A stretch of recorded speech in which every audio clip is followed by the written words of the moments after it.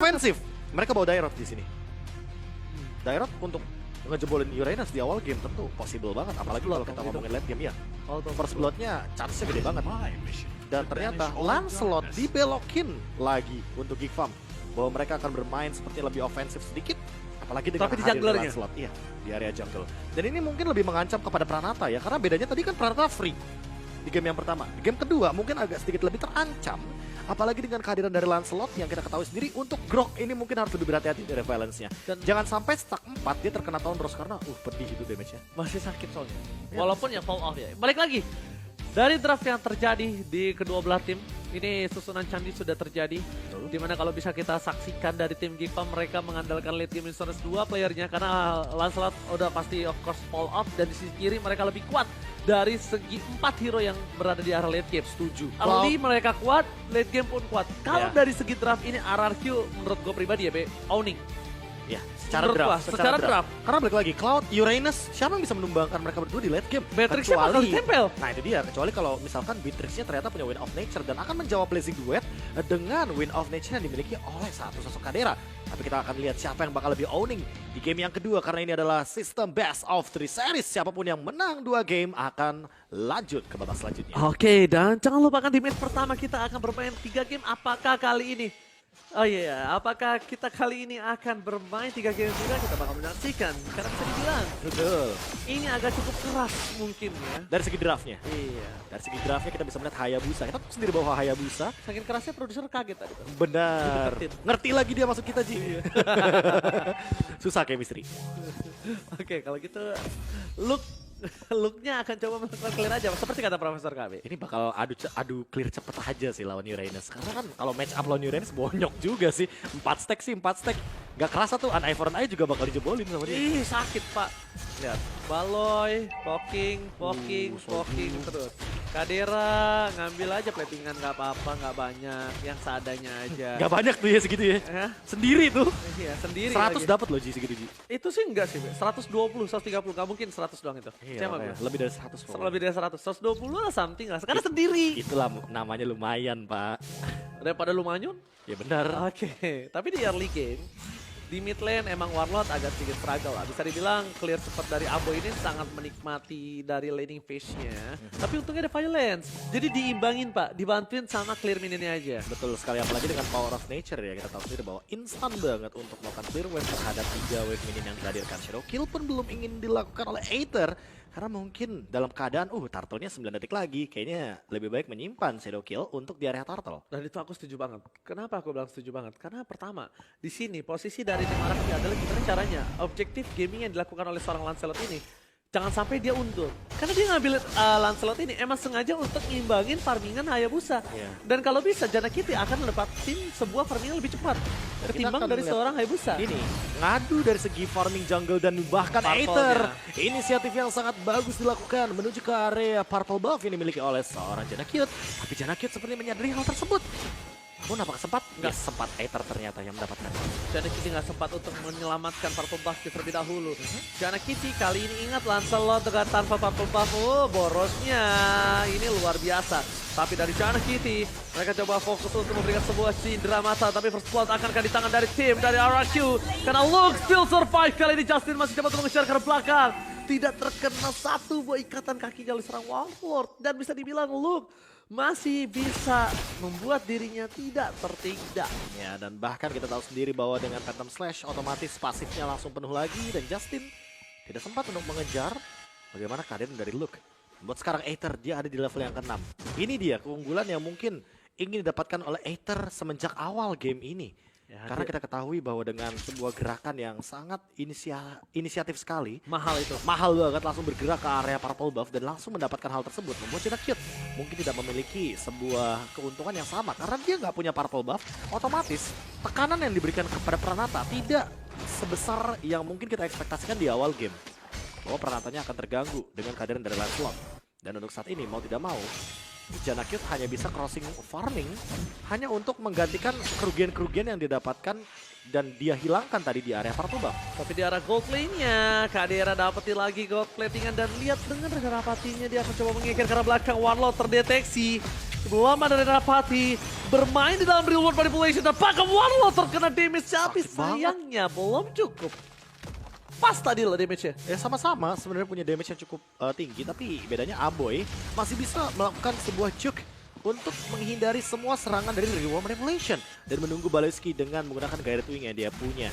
Masih bisa escape, masih sama-sama bisa survive dari area bottom lane. Belum ada first blood yang tentunya kali ini bermain lebih pasif dari RRQ sana. Tapi kalau boleh jujur Ranger Mas, semakin pasif permainan ini berjalan, RRQ sana lebih punya keunggulan. Iya, sekarang di late game mereka sangat kuat tapi Baleski terperangkap di dalam satu buah tembok dan bahkan langsung retribution diamankan. Luke memotong pergerakan Aether gak boleh pulang.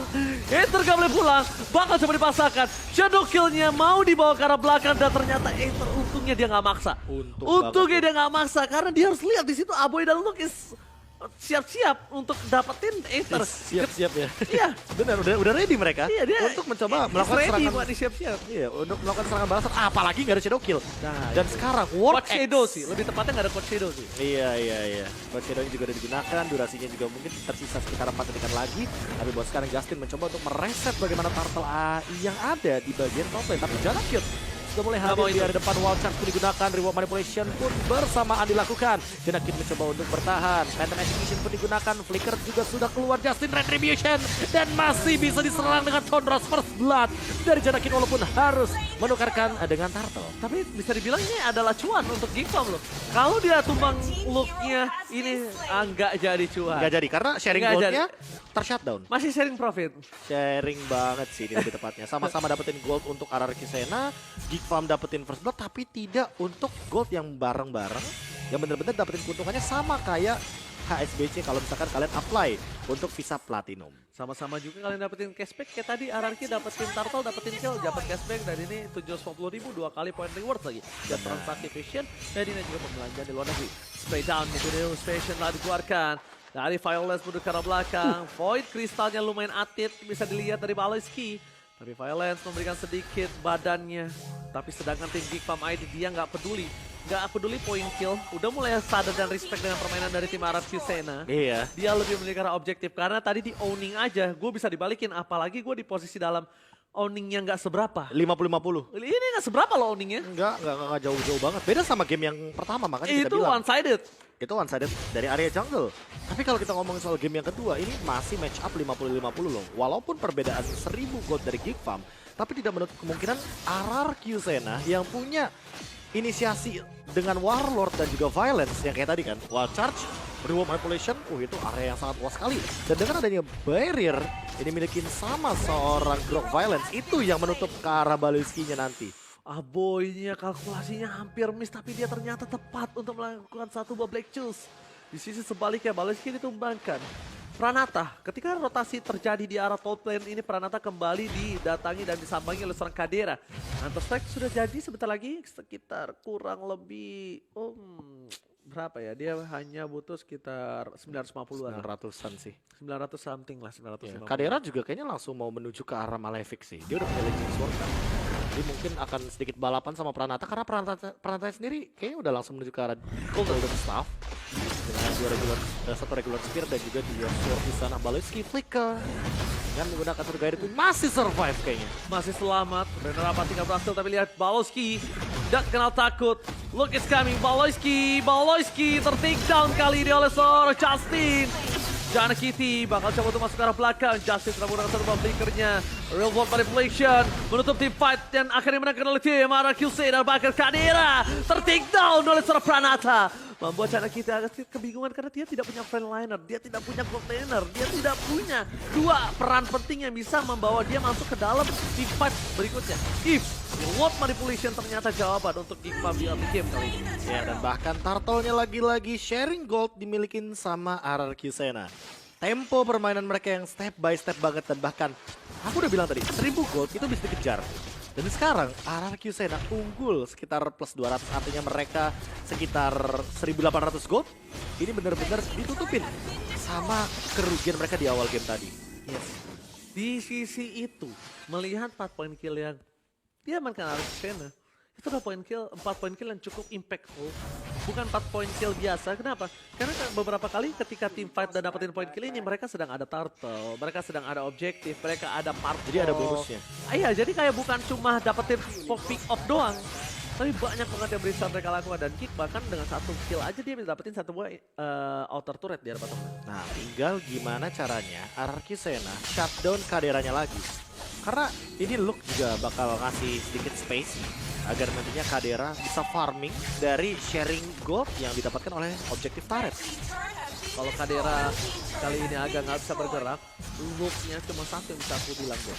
Daripada look-nya coba fokus untuk team fight, nutup ke arah belakang, ke arah warlord, ada baiknya dia splitting aja. Split push aja. Split push aja, karena dari tadi yang gue lihat RRQ Sena mengandalkan Justin loh untuk team fight di arah backline-nya. Ya, apalagi ditempel kalau misalkan terus semua. Justinnya emang bisa ngebadanin kayak tadi kan. Kayak Janakit juga dibadanin, An Eye for an Eye dilakukan. Luke masih ditahan. Bayangannya bagus banget, sabar banget dari Aether. Dan bahkan hampir mendapatkan 2 dengan Shadow Kill, tapi masih ada Black Shush. Tentunya An Eye for an Eye, Alecto Final Blow yang terlalu terburu-buru. Sepertinya menjadi sebuah makanan bagi Aether karena Coach Shadow-nya ditahan banget. Iya, dan bahkan bisa dibilang tadi tuh Alecto Final Blow sebenarnya bisa menghindari Shadow Kill ya kawan-kawan. Tapi karena sama-sama trigger disiplin dan ternyata Aether masih nyangkut 1 buah Shadow Coach Shadow-nya. Dia tahan. Dia tahan sama sekali dari Baloyski. Kali ini udah mulai respect, damage yang diberikan dari Aether. Lihat, Aether udah harus benar-benar siap untuk nge-take down Kadera sih, Profesor. Ini Pranatanya juga tinggal jump in ke belakang sih. Pranatanya dari tadi udah main stuck aja tuh.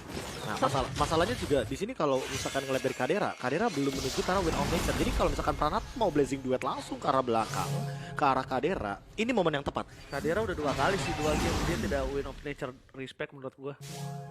Entah mengapa, mungkin dengan adanya kalkulasi Baloyski dengan Matilda ya, menurut gue.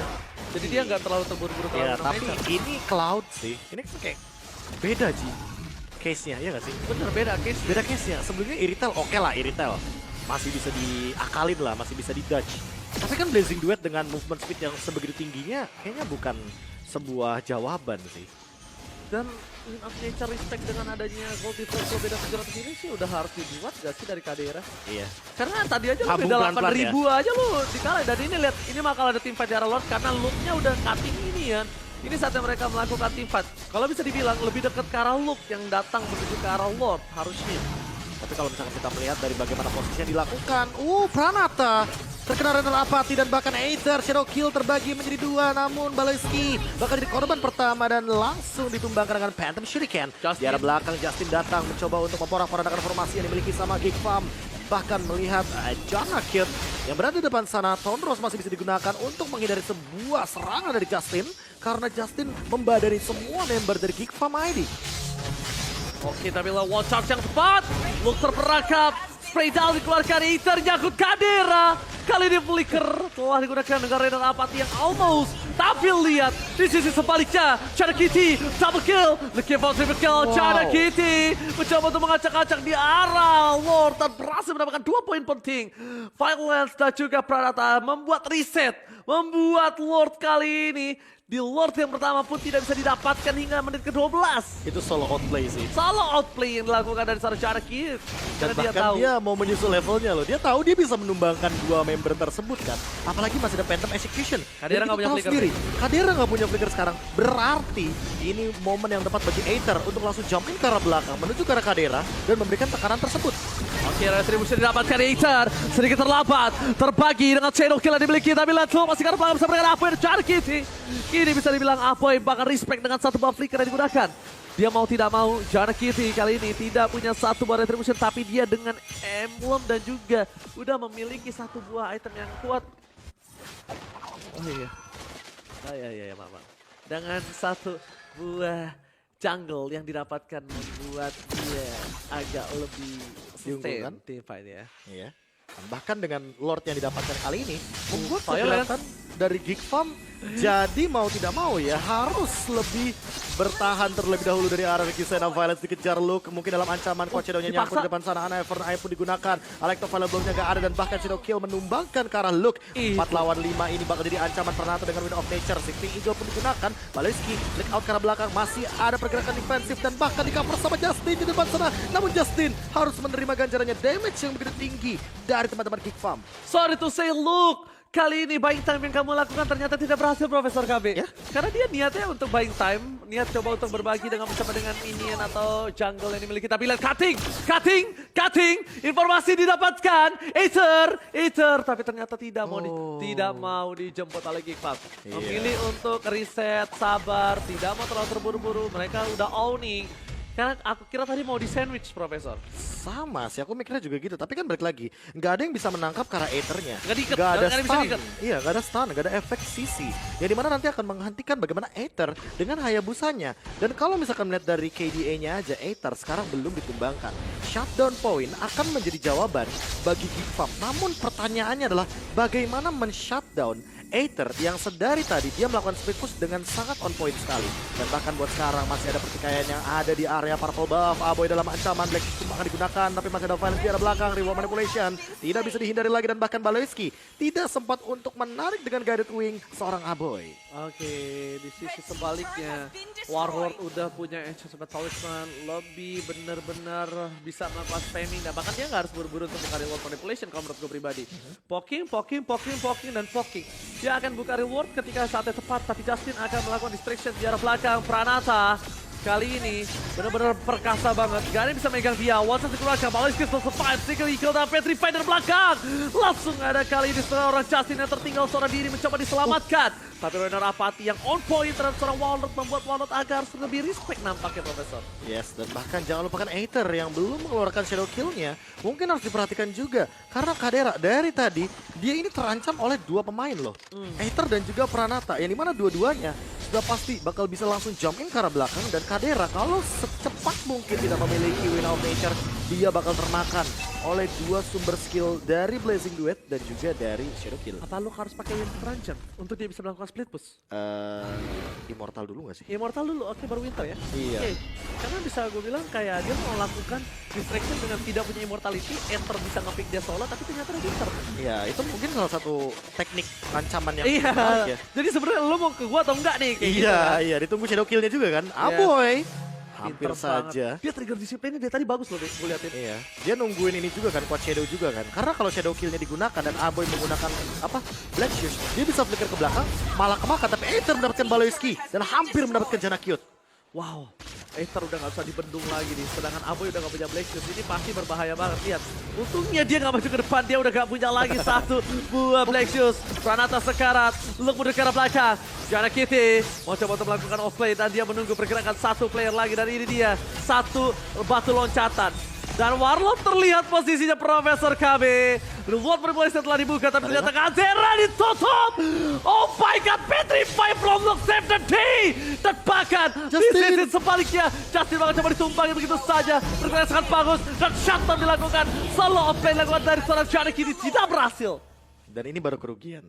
Kenapa kerugian? Karena sebenarnya ya, mendapatkan Justin itu udah poin plus bagi Geekfam. Dia juga nggak bisa lagi untuk Yes. coba untuk menuju ke arah masuk dengan Justinnya kan. Dengan arah Tapi kalau Janakitnya yang tumbang kayak gini posisinya, ini Beda bakal menimbulkan sebuah angka yang berbeda dari Ararkyusen yang lebih diunggulkan. Apalagi Justin hanya butuh waktu 15 detik lagi, freeze lane aja, dibiarin aja midnya, gak perlu didorong.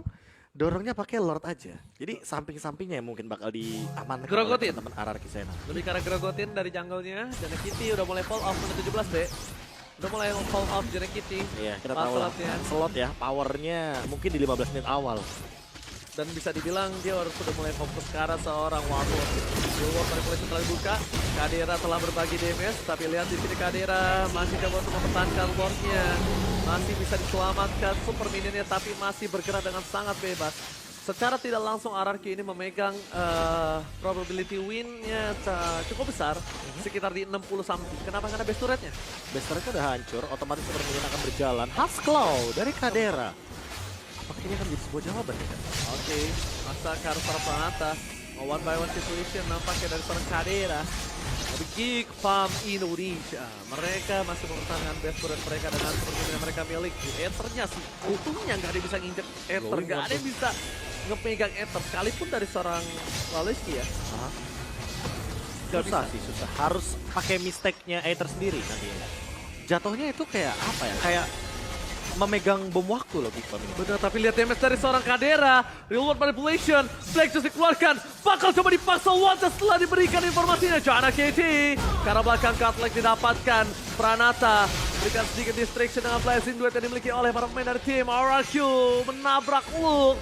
Luke udah memberikan badannya. Luke udah men-trigger wall charge. Tapi ternyata Luke belum bisa memberikan sedikit peran yang cukup penting untuk dapetin point kill dari RRQ. Karena too strong frontlinernya. Ya, dan bahkan sekarang Warlord benar-benar memberikan dealing damage yang sangat menyakitkan. Lihat 3 kena Void Crystal dan Void Flash. Diikat kakinya. Terpukul mundur. Dan Warlord pun juga harus lebih berhati-hati karena sekarang Aboy bisa memberikan dealing damage yang lebih tinggi dalam keadaan yang aman. Kadera dipaksa untuk mundur karena udah ada logo High and Dry di sana. Nempel lagi. Menerima damage yang cukup tinggi sepertinya. Luke pun sudah punya satu buah Hunter Strike untuk kabur ketika nanti ditempel sama Justin. Kayaknya memaksa di arah base dari tim Geek Farm terus membuat RRQ ini agak sedikit kehilangan tempo menurut aku. Ada Dan baiknya. bahkan berbahaya sih. Berbahaya dan ada baiknya kenapa dia nggak main di side lane-nya. Side lane-nya dulu dimenangkan di atas laning jauh yang turretnya belum pecah itu dimenangkan dulu. Itu gak sih yang rumput jauh sebelah kanan bawah tuh? Ya itu boleh satu tapi menurut gue di situ Ether. Itu Ether mungkin. Kalau di atas itu Justin. Karena dia kan punya high and dry kan. Iya. Jadi dia seenggaknya pegang power tambahan untuk melakukan solo kill. Tapi buat sekarang lihat sih, mereka berdua aja udah cukup sih untuk keluar. Tapi laning jauhnya nggak kedorong lebih sama RRQ. Ini jangan sampai langsungnya tercolong dan bahkan ini malah menjadi mata pencarian dari tim Geek Farm. Lihat, Luke is coming up, melihat Pranata ke arah belakang, damage telah diberikan, informasi distraction, Luke hanya distraction saja. Ether nggak punya quad shadow dan bakal dipaksa bersama dengan Petri pada bucket shutdown. Itu dia, gak ada quad shadow yang dimiliki oleh seorang Ether. Laning jauhnya terdorong, Luke melakukan distraction dan dia bisa mendorong laning jauh dan mulai fokus menuju ke arah base turret. Baleski tapi ditumbangkan di depan sana. Justin mendapatkan poin kill yang cukup mahal. Geek Farm Indonesia Dia kali paksa ini nih, Be. agak sedikit kebingungan apa yang harus mereka incar. Tapi ternyata pada execution mengincar ke belakang. Masih ada puncture dan puncture for defensive. Chana Cute gak mau maksain kehendak dan mereka lebih memilih untuk Lord yang bakal jadi gratis karena gak ada Aether. Dan satu lagi, Luke itu orang yang bisa dibilang adalah paling tersiksa selama game ini. Dia yang dapetin shutdown atas Hater. Itu sebuah sweet revenge. Sweet Revenge dan bahkan ini adalah sebuah keuntungan untuk Luke. Dia bakal lebih sustain lagi dengan item yang dia miliki. Pranata, Mortality, Blazing Duet, satu buah Sonros dan bahkan Chana Kitty. Fokus ke arah Warlord, dia akan coba untuk mengadu retribution kali ini. Dan Chana harus ditumpahkan. Double kill didapatkan oleh tim dari RRQ. Luke mencoba untuk ke arah belakang dan Power of Nature kali ini. Nampaknya Luke gak bisa bertahan hidup lebih lama lagi karena tidak ada lagi yang bisa dia selamatkan dirinya.